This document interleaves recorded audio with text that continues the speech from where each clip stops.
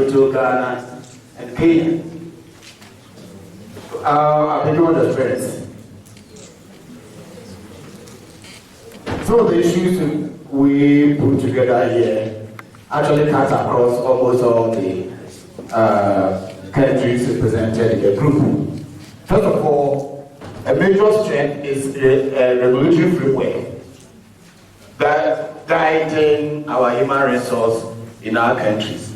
There is a regulatory framework. There's a new Public Administration Act that strengthens the existing human resource in our countries, that prescribes performance of public servants, that has instituted monitoring and evaluation in the public service. There is also availability of resources in terms of finance, technology, HR in our countries. We're talking about capacity building, where there's training going on, benchmarking, performance contracts, competency-based HR issues. There's also today what we call professional qualities requirement, in the sense that if you're an engineer, for instance, in an organization, it's not just because after every 4 years you must be promoted. You must belong to, for instance, Ghana Institute of Engineers, Ghana Institute of Planners, HR Institute, before you could be promoted to a senior level. So by that, it comes along with some level of professionalism. Then there is in our public service performance contracts. So the development of KPIs are leading to improved performance in the public service.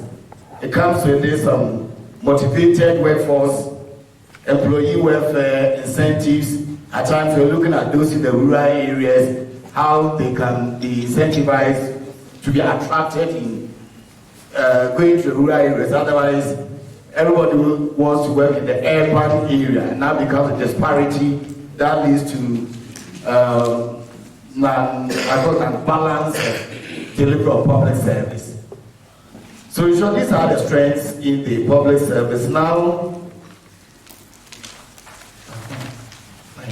another strength, gender policy and the policy of the marginalized in our society. We work them as a strength. And also ICT as a strength.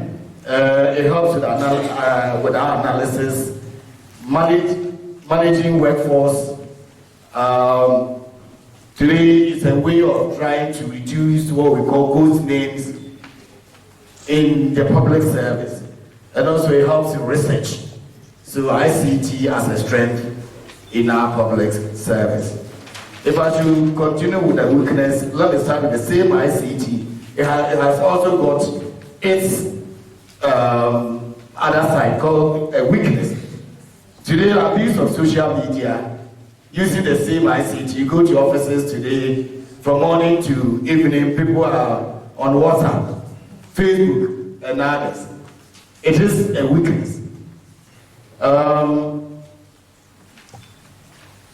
Some people now, we go to their offices listening to music on their computer instead of working. So ICT as an asset at the same time is a weakness. Then in the same way, the gender policy and marginal policy I talked about, the policies are there, but its implementation has also become a weakness. We have the policies, but we don't implement the policies that are supposed to guide for proper implementation as far as the gender and marginalized policies are concerned. Another weakness has to do with the aging workforce. In so many countries, previously women, or say ladies, had to retire at age 55. Now, because there's a ban on employment, they go up to 60, men go up to 65, and even after that, they secure contracts. And that has led to youth unemployment. A lot of our boys, a lot of our girls today complete universities, and they are told because there's ban on employment. So that is also a weakness. Appraisal system originally supposed to be an asset, but because today it is promotion driven, people now undertake the appraisal because it is meant for promotion, and that has become a weakness. Attitudes. There's laxity in the public service, lateness, people watching films on their computers and others. So those have become weaknesses in our public and civil service. Again, unstable labor relations. An example was given, like in Kenya, civil unrest for about 4 or 5 months now. The medical association is on strike, and that today public servants are becoming more and more militant. That is a challenge or a weakness. Of course, there's also what we call political interference. It really disturbs efficient, effective public service implementation of reports from our performance evaluation, for instance. There's always interference from I'm laughing because I'm just coming from Parliament. I'm a politician myself, so I'm laughing. But it is real, I must admit, it is real, political interference in our system.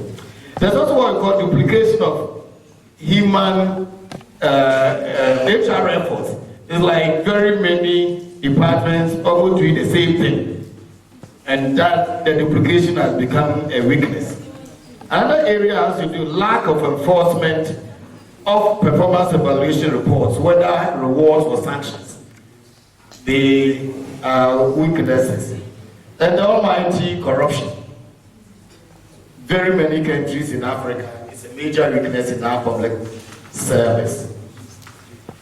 In the same vein, we have budgetary constraints in our public service, and leads to lack of sufficient resources to finance projects and programs. So the first group one, these are the summary of what we're going to gather. Thank you very much.